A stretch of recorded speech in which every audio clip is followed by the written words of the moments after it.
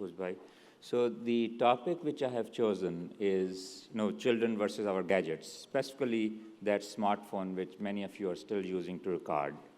How to inspire, not necessarily teach our children to enslave smartphones. I did not deliberately, I cut down the word teach because by profession I'm a teacher, so I know that, you can teach well some things if you know well. But I think it's more than that.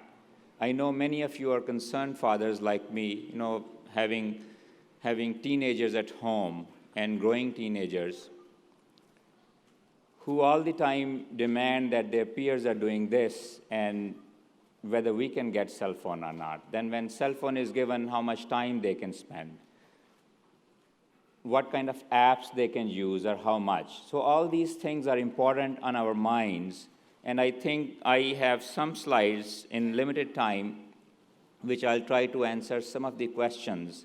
And maybe at the end, we'll try to conclude and try to devise or come up with some take-home messages in terms of specific tips or implementable tips which we can use at home. So slaves of technology is a common trend now. If you can see this figure, my 13-year-old daughter provided me this figure to use. You can see that ideally in virtual world, what we really think is that we ask cell phone to do this for us, navigate away, send this email to somebody, send this picture to somebody, make this phone call. But in reality, somebody has depicted it very well that, we really kind of glued to our cell phones. We have become kind of slaves. Cell phone, there's a call, we immediately have an urge to answer that. There's a text, we have an immediate urge to return that text. Email, immediately return that. And of course, from kids' point of view, the social media, Facebook, Instagram, Snapchat, all these have tendency to get you glued to them. And once you start doing that, you can't stop. And that is why texting while driving, there's a big campaign going on that you can't, why you cannot stop while you're driving to text? Because you have such a strong urge to do that. It has addictive power on you. So that is why it is a problem. And somehow, being fathers, we not only have to have some kind of a role model set for them, but also try to make sure we provide them enough tools, enough guidance, enough ways so that they can use technology in a good way, so that it can benefit the spread of the message of Prophet ﷺ or benefit humanity. The technology is not bad. By no way to enslave technology means that we are trying to say that technology is bad. Technology is a very good thing. It's a blessing. But how to, take advantage of that blessing and being really grateful to have that technology. That's the subject today. So, by the way, having said that, just a show of hand, do you think you or any of your family members, including your kids or friends, is addicted to smartphone? Raise of hand. So about 50%, more than 50% probably. So it means that's a real problem. Addiction, some addictions are, by the way, very good. If, you have addiction to go to masjid and do namaz, do jamaat work, do humanitarian work, these are very good addictions. So somehow this smartphone addiction is being used to supplement those addictions. Probably it's good. But otherwise, it may give a wrong message to our kids. Just to show you the data, on average, how much time people spend on cell phones versus TV. You can see almost 3 hours now. Cell phone has crossed TV time, screen time, because a lot of TV content is on YouTube, is on smartphones, available on internet. So that's, by the way, for kids, the number is higher. The recent report says that 8.5 hours a day kids spend on screen and internet. That's a lot. Of course, that time comes out of somewhere. Something gets sacrificed. Maybe this is they're doing salat regularly, participating in Jamaat program, doing their homework, by the way. Their grades get affected. There is a clear correlation, there is a data. Many schools are concerned too, by the way. It's not only the faith organizations, but also many schools are concerned. And there is a correlation, there is a data that some schools have banned cell phone use at schools. And there's a clear correlation that the test results, standardized test results have gone up. In England, there have been many experiments they have done. So there's a clear correlation. So what do they do really? This is the time they spend. What do they do really? Video games, is very common, good old story, but they have now transferred in good graphics and more attraction on cell phones. Music, 2.5 hours is separate than the screen time which they spend on music. Cell phone they can use or iPods, but music is also something, this takes their time away, or their attention away. YouTube is one of the biggest stop for children these days. Texting, we talked about. Social media.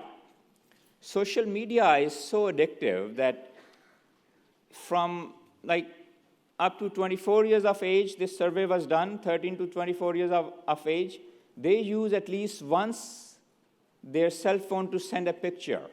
Instagram is the king right now of social media usage.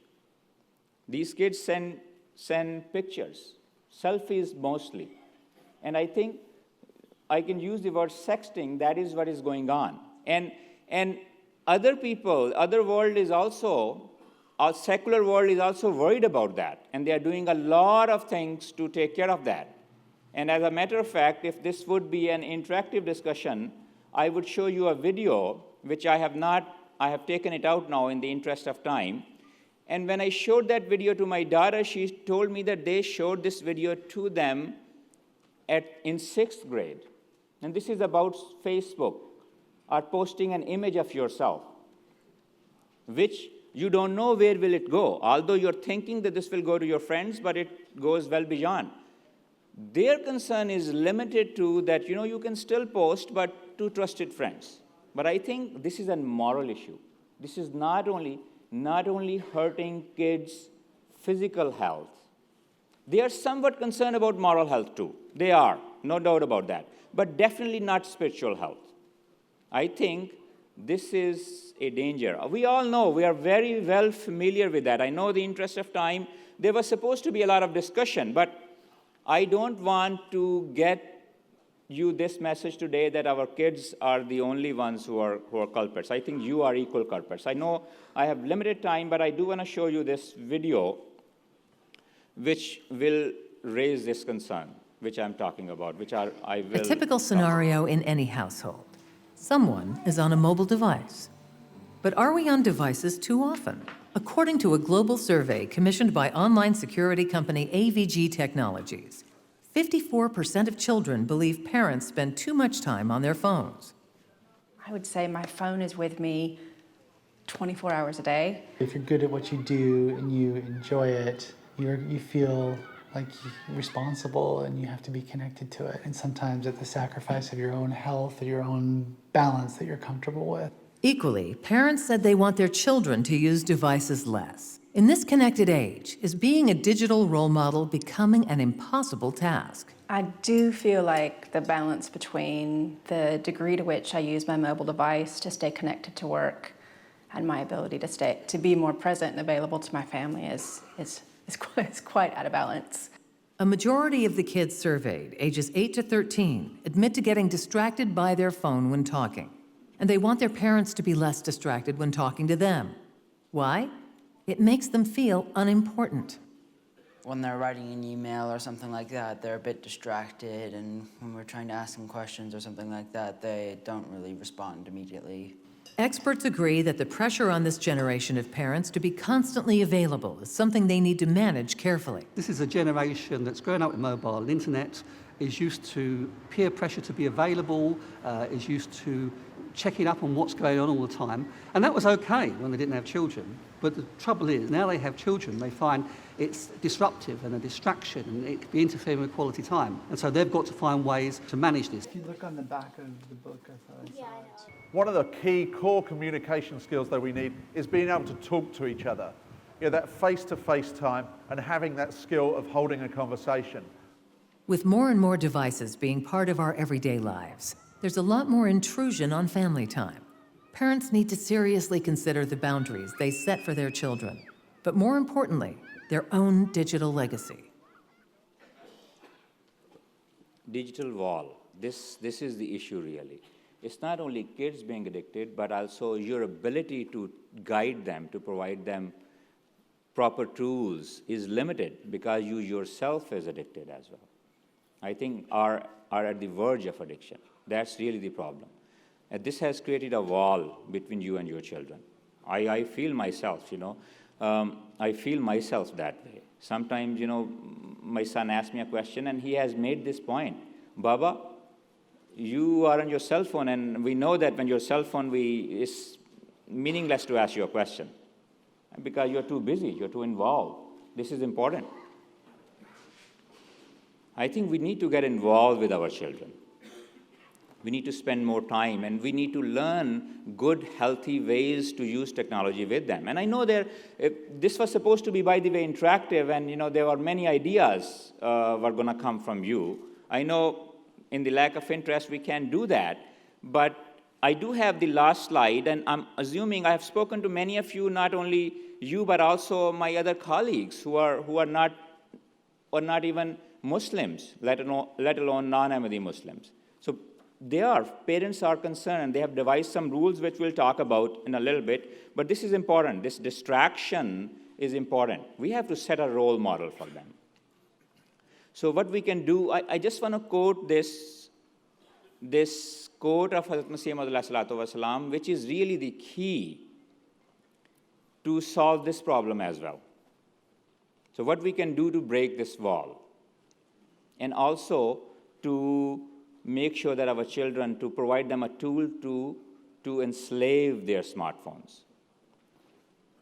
Let me read first in Urdu, which I'm sorry I cannot read, and let me just probably go here. My microphone will not work. Can we take it? Jazakallah.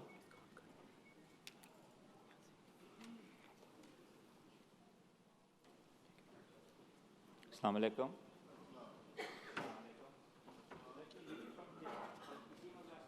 फरमाते हैं, हदायत और तरबियत हकीकी खुदा का fail है।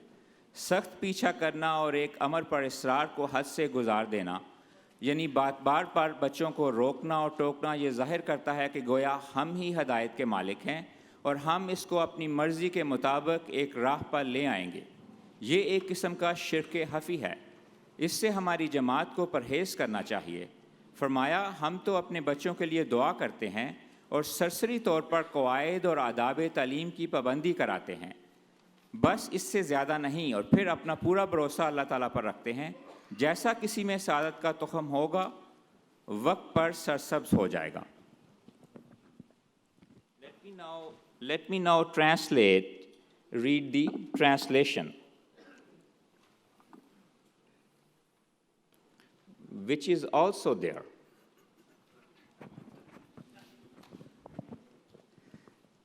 Tips for training. Hazrat Masih Maud said, guidance and training is Allah's job. If we insist too much or too hard in keeping our children to do something, it shows that we are the only ones who could guide, and by doing so, if we think that we will bring the child to our desired way, it's a hidden idolatry, and our Jamaat should stay away from such practice. He then said that, I pray for my children and have my children follow a certain set of rules and standards, and not more than that. And then we put our trust in Allah. If a child have a pious seed, it will sprout in its time. So really, this is important. Pray prayers are extremely important. We know that that is the key to every problem which we have.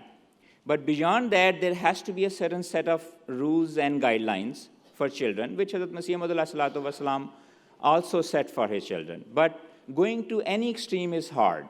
One extreme is that, we see our child on cell phone, oh, what are you doing? What are you doing? Please let me know, let me see. So that will alienate them away. Another aspect is that, being this idea of being cool parent, we become too lenient, which is equally dangerous for our children. And somebody, a friend of mine, actually, Kaisab Tarbiyat yesterday mentioned that, would you, if there's a fully automatic loaded gun in hands of your children, what would you do? Would you like to take it back? I think the cell phone is becoming like that.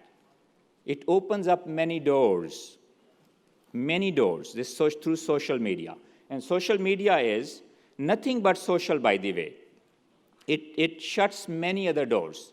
So that's really the issue. So now I think I would like to skip to my last slide.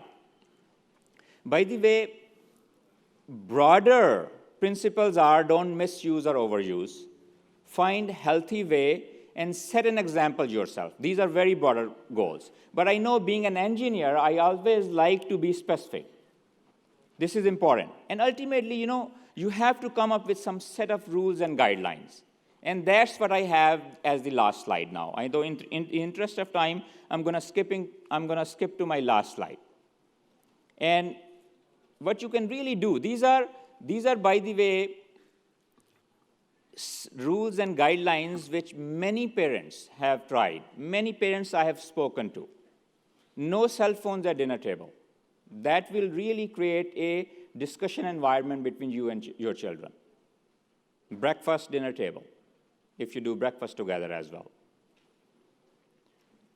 Cell phone should not be in the bedroom. Kids, this is you who have to decide what age you want to get your child a cell phone, when there is really a need. But if this is the only excuse or reason that because your child's peers, your child class fellows, everybody has cell phone, this is the reason you want to get him cell phone or her cell phone, that should not be sufficient reason. You really need to dig hard. What are the other reasons? Is there a real need? And if you get him or her cell phone should stay away from his or her bedroom. It will work, believe me. No secret cell phone passcodes or passwords. I think this is not a matter of trust, believe me. It's not that you're not trusting your children. It's a matter of trusting the world around them.